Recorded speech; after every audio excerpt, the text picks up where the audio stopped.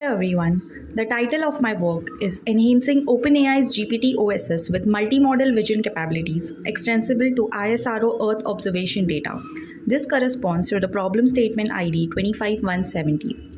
We are all aware that in the last few years, large language models or LLMs have transformed the way we interact with AI. These models have demonstrated remarkable abilities in text, understanding, reasoning, and generation. But there is a catch. The real world is not only about text, it is multimodal. We understand things through language, but also through images, videos, sounds, and sensor data. A language model that cannot process visual data is incomplete for many real applications. Now, why does this matter particularly for India and for ISRO? ISRO satellites generate terabytes of Earth observation data every single day. This data is extremely valuable for agriculture, disaster management, climate monitoring, water resource management, and defense. But raw satellite imagery is not easy to implement for decision makers. It requires expert analysis, pre-processing, and specialized tools. So the big question becomes, how do we make this EO data conversational? How do we bridge the gap between raw imagery and natural language reasoning? That's the motivation of this project. OpenAI released GPT-OSS, open weight models with 20B and 120B parameters, which perform nearly at par with proprietary models in text reasoning while being cost efficient.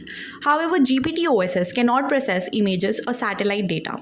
The core problem we address is how can we extend GPT-OSS with multimodal vision capabilities so that it can not only understand text language but also reason over ISRO's Earth observation data.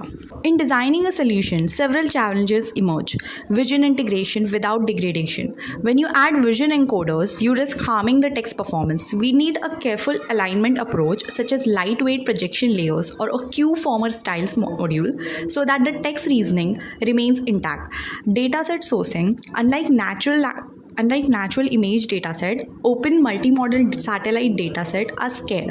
We need datasets that are both high quality and open for redistribution. Third is the compute constraints.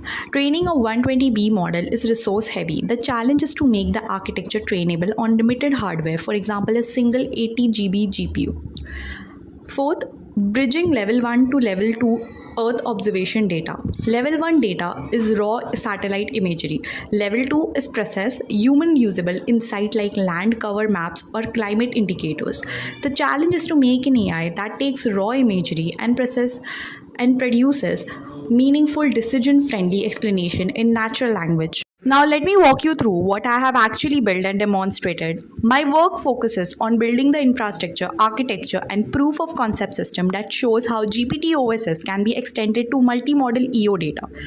Real data integration, I have connected the system to ISRO MOSTAC API and portals, integrated live dataset from INSAT 3D Doppler weather radar, SCATSEN1 scatterometer data, OceanSat 2 ocean color data, and mega trophy queues for climate change data.